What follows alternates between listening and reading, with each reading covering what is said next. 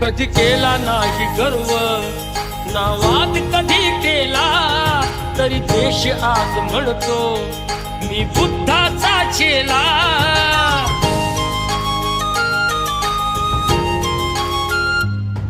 कधी केला नाही गर्व ना वाद कधी केला, तरी देश आज म्हणतो मी बुद्धाचा चेला.